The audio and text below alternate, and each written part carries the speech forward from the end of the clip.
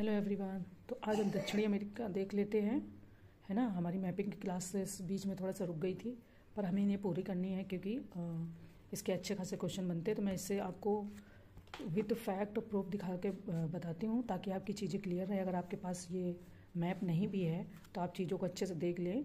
पठार कहाँ पर है, पर्वत कहाँ पर है, झील कहाँ पर है ना, कौन सी चीज़ किस जगह पे सिचुएटेड है।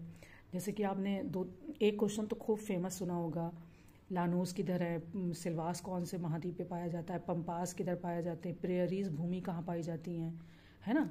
तो चलिए हम इम्पॉर्टेंट फैक्ट दक्षिण अमेरिका के बारे में देख लेते हैं।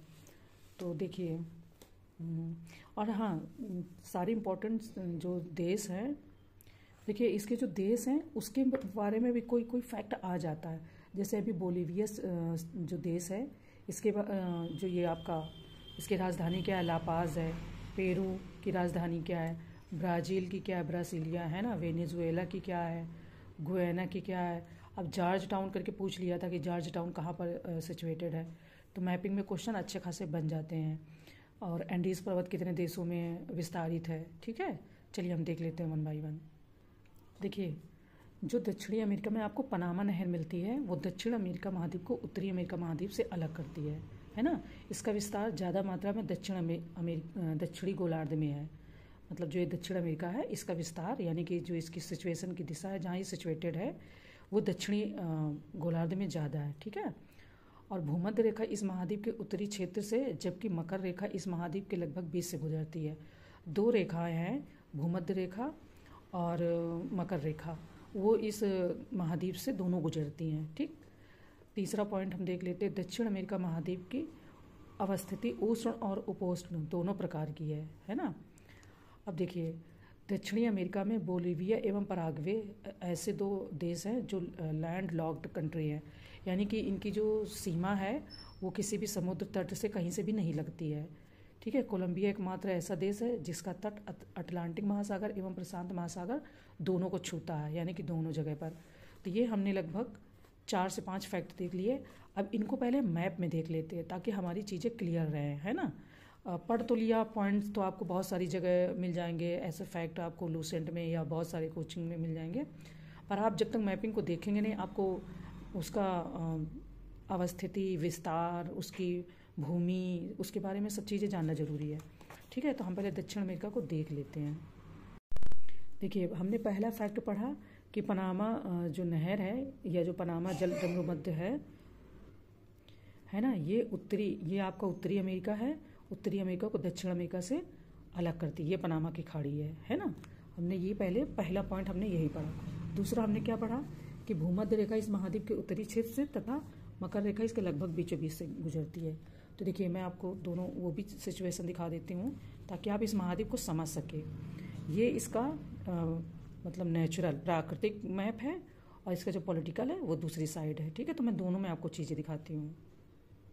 देखिए, जो ये जा रही है लाइन, ये ऐसे काटते हुए इसको, ये आपकी विषुवत रेखा है।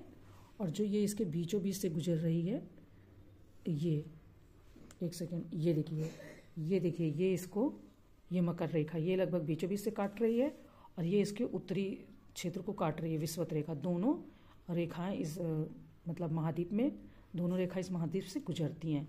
इसके बाद में हमने तीसरा पॉइंट क्या पढ़ा,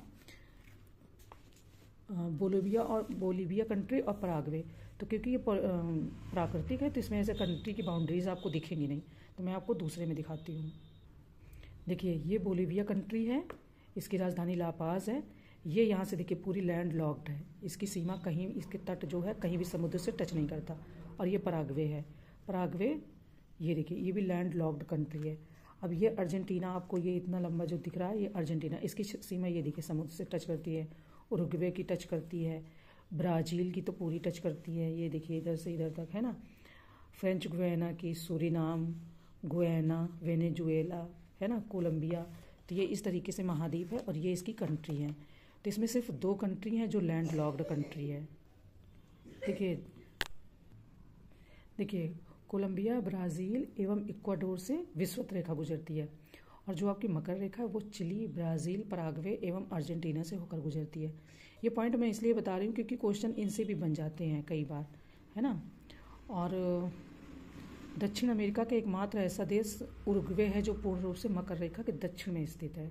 ठीक है, अब हम कुछ और इम्पॉर्टेंट फैक्ट्स देख लेते हैं जो आपके एग्ज़ाम के लिए इम्पॉर्टेंट है।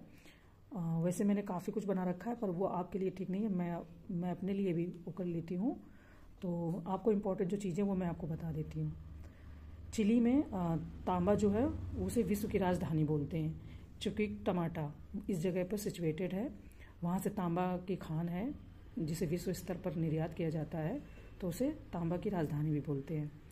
अब यहीं पर आपका अटाकामा मरुस्थल आ जाता है। तो देखिए इम्पोर्टेंट खनिज और लैंडलॉक्ड और जो तटीय देश हैं उनके बारे में, कोई रेखा गुजरती है क्या इसके बारे में, इसके बाद में माउंटेन्स है ना, और मरुस्थल, पहाड़, झील, जो इम्पोर्टेंट फैक्ट हैं। तो ऐसे देख लेंगे तो हमारे क्वेश्चन इनसे फंसेंगे तो हम उनको सॉल्व कर पाएंगे। अटाकामा मरुस्थल है, ये चिली प्लस पेरू की तट पर स्थित है। और जो ये अटाकामा मरुस्थल है यहाँ पर नाइट्रेट का सबसे बड़ा भंडार पाया जाता है। नाइट्रेट का यूज़ आप जानते हैं, यूरिया हो गया, इन चीज़ों में यूज़ होता है, तो यहाँ पर नाइट्रेट का बहुत बड़ा भंडार पाया जाता है। और जो अटाकामा मरुस्थल है ये शुष्क मरुस्थल है, यानी कि जैसे आप भारत में राजस्थान साइड में देखते हो ना, उस तरीके से है ये। क्या बोलते हैं, सियाचिन ग्लेशियर के तरीके का मरुस्थल नहीं है, जैसे लेह लद्दाख में अपना मरुस्थल है वो वाला मरुस्थल नहीं है। दो होते हैं ना, एक बर्फ वाला मरुस्थल होता है और एक मतलब शुष्क होता है, एक गर्म होता है ना। चलिए आगे चलते हैं। देखिए जो दक्षिण अमेरिका में एंडीज पर्वत श्रृंखला पाई जाती है वो आपके 7 देशों से गुजरती है, मतलब 7 देशों में विस्तारित है। Venezuela, Colombia, Ecuador, Peru, Chile, Argentina, है ना। तो इन्हें आप नोट डाउन कर लें क्योंकि ऐसे भी पूछ लेता है कितने देशों में विस्तारित है, कौन से देश में एक वहाँ पर दे देंगे ब्राज़ील या एक नाम दे देंगे ऐसा, और 6 के बीच में कि कौन से देश में नहीं पाई जाती। तो बनते हैं, आयोग के ऊपर है वो कैसे भी बना सकता है ना। विश्व की सबसे लंबी और हिमालय के बाद दूसरी सबसे ऊंची नवीन वलित पर्वत चोटी है एंडीज पर्वत चोटी। ठीक है, अब हम देख लेते हैं, अभी एंडीज को देख लेंगे, इसके बाद में पहले देख लेते हैं माउंट एकांगुआ। ये दक्षिण अमेरिका की सबसे ऊंची चोटी है, प्लस एंडीज पर्वत की भी सबसे ऊंची चोटी है माउंट एकांगुआ। ठीक है, ये 2 देशों में है, चिली प्लस अर्जेंटीना में। इसके बाद में आ जाते हैं माउंट उजाज डेल सिलाडो। ये विश्व का सबसे ऊंचा सक्रिय ज्वालामुखी पर्वत है ना। ये भी चिली प्लस अर्जेंटीना में विस्तारित है। इसके बाद में माउंट कोटोपैक्सी, ये विश्व का दूसरा सबसे ऊंचा ज्वालामुखी पर्वत है। विश्व का पहला सबसे ऊंचा ज्वालामुखी पर्वत आपका उजाज डेल सिलाडो, और माउंट कोटोपैक्सी ये विश्व का दूसरा सबसे ऊंचा ज्वालामुखी पर्वत है। यह इक्वाडोर की राजधानी क्विटो के पास है और यहीं से विषुवत रेखा गुजरती है। फिर आ जाते तीसरा माउंट चिम्बोराजो, ये इक्वाडोर की सबसे ऊंची चोटी है। ये इक्वाडोर की है, ना कि दक्षिणी अमेरिका की है, इक्वाडोर की सबसे ऊंची चोटी है। इसके बाद में आ जाते बोलिविया का पठार, यह एक अंतराप पर्वतीय पठार है। यह टिन के लिए फेमस है। टिन जानते हैं ना, टिन एक धातु होती है जो विश्व स्तर पर प्रसिद्ध है। इसके बाद में आ जाते हैं टिटिकाका झील, यह पेरू प्लस बोलिविया में विस्तारित है। यह विश्व की सबसे ऊंचाई पर स्थित नौकायान झील है, मतलब इसमें परिवहन आवागमन का काम होता है और ये सबसे ऊंचाई पर स्थित है। तो ये जो हमारे 4 से 5 ऐसे पॉइंट हैं जिन्हें हमें मैप में देख के ही समझना ज़्यादा ज़रूरी है। तो पहले हम मैप देख लेते हैं, है ना, तो चीज़ें ज़्यादा अच्छे से क्लियर होंगी। देखिए हमने सबसे पहले क्या देखा, माउंट एकांगुआ। ये आपके माउंट एकांगुआ सिचुएटेड है ना, सैंटियागो के पास में। इसके बाद में हमने देखा है माउंट उजाज डेल सैलाडो, ये आपके माउंट उजाज डेल सैलाडो है। ये चिली प्लस अर्जेंटीना में विस्तारित है, लेकिन ये इसका प्राकृतिक मैप हम देख रहे हैं तो यहाँ पर देश जो कंट्री होती हैं उनकी क्या बोलते हैं बाउंड्रीज नहीं शो कर रही हैं, है ना, तो आपको लगेगा कि पास पास में ही है। माउंट एकांगुआ आपकी चिली प्लस अर्जेंटीना में है। उजाज डेल सैलाडो ये भी चिली प्लस अर्जेंटीना में है। इसके बाद में हमने देखा था माउंट कोटोपैक्सी, है ना। तो आ जाते हैं, ये देखिए ये है माउंट कोटोपैक्सी। माउंट कोटोपैक्सी आपकी इक्वाडोर की राजधानी क्विटो के पास सिचुएटेड है। ये देखिए क्विटो, है ना, और यहीं से आपकी ये देखिए विषुवत रेखा गई है, निकली है ना। तो माउंट एकांगुआ हो गया, कोटोपैक्सी आपका हो गया। इसके बाद में माउंट चिम्बोराजो, तो ये भी आपको मैं दिखा देती हूँ। ये देखिए माउंट चिम्बोराजो है ना, ये भी यहीं पर सिचुएटेड है, इसके पास में ही। तो इस तरीके से जब ये मैप देखते हैं ना तो आपको चीज़ें ज़्यादा क्लियर होती है। इसके बाद में टिटिकाका झील है ना, हमने टिटिकाका झील की एक इम्पॉर्टेंट चीज़ कि यह सबसे ऊंचाई पर स्थित नौकायान झील है। ओके, देखिए ये पेरू प्लस बोलीविया पर सिचुएटेड है टिटिकाका झील है ना, ये सबसे ऊंचाई पर स्थित है। ठीक है, तो इतने इम्पोर्टेंट फैक्ट हमने पढ़ लिए हैं और हम पढ़ लेते हैं। आपको इतने फैक्ट पढ़ाने के लिए लगभग 60 मिनट की क्लास लोग ले लेते हैं। मैंने आपको जूम करके मैप भी दिखा दिया है। देखिए 3 से 4 फैक्ट और देख लेते हैं। पेंटागोनिया का मरुस्थल, ये शीत मरुस्थल है। यहाँ औसत वार्षिक वर्षा 25 सेंटीमीटर से कम होती है। तो अगर कोई भी जगह मरुस्थल है तो उसकी एक इम्पॉर्टेंट चीज़ होगी कि वहाँ पर जो वार्षिक औसतन वर्षा है वो 25 सेंटीमीटर से भी कम होती है ना। गुयाना उच्च भूमि, यहाँ पर विश्व का सबसे ऊंचा जलप्रपात एंजल जलप्रपात आपने सुना होगा, वो पाया जाता है, जो कैरो नदी की सहायक चुरो नदी पर स्थित है। ठीक है, लानोज, यहाँ पर एक प्रकार की वनस्पति पाई जाती है जो उष्णकटिबंधीय वनस्पति है।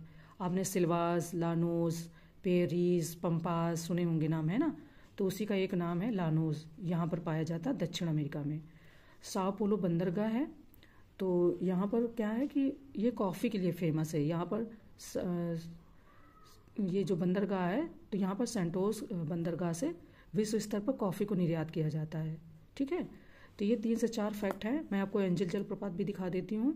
इसके बाद में बचे हुए फैक्ट जैसे इंपॉर्टेंट नदियाँ हैं वो हम दूसरे वीडियो में कर लेंगे। मैं एकदम छोटे छोटे से वीडियो में चीज़ें आपकी क्लियर करती हूँ और विथ मैप, और इसी को क्लियर करने के लिए लोग 40 मिनट 60 मिनट ले लेते हैं। तो चलिए मैं आपको एंजल जलप्रपात दिखा देती हूँ, लानोज दिखा देती हूँ, ताकि आपकी चीज़ें क्लियर रहें एकदम अच्छे से, है ना। देखिए जो हमने एंजल जलप्रपात देखा था वो ये है। ठीक है, ये आपका एंजल जलप्रपात है। और जो लानोज, ये लानोज है। अब आगे जब पढ़ेंगे तो वहीं पर हम पढ़ेंगे सिल्वास, है ना, ये एक प्रकार की वनस्पति होती हैं। तो ये आपका लानोज है, ये आपका एंजल जलप्रपात है जो विश्व का सबसे ऊंचा जलप्रपात है। ठीक है, जॉर्ज टाउन, अभी हमने इसके पहले एक वीडियो अपलोड किया है टेस्ट सीरीज की ज्योग्राफी की। देखिए उसमें जॉर्ज टाउन को पूछा गया है, मैपिंग में ही वर्ल्ड ज्योग्राफी में पूछा गया है। तो जो रिसोर्स यूपीपीएससी के नाम से टेलीग्राम चैनल है आप उससे ज्वाइन कर सकते हैं। आपको इंपॉर्टेंट फैक्ट मिलते रहेंगे। या फिर रिसोर्स यूपीपीएससी के नाम से यूट्यूब चैनल है, उससे भी आप फॉलो कर सकते हैं। वहाँ पे मैं चीज़ों को अपलोड करती रहती वीडियोज़ को। अब हम देख लेते हैं साओ पोलो बंदरगाह, है ना। ये देखिए ये है साओ पाउलो बंदरगाह, यहाँ से कॉफ़ी का निर्यात किया जाता है विश्व स्तर पर, है ना। ये ब्राज़ील के तट पर स्थित है साओ पोलो बंदरगाह। ठीक है, तो चलिए आगे मिलते हैं फिर नेक्स्ट वीडियो में। Thank you.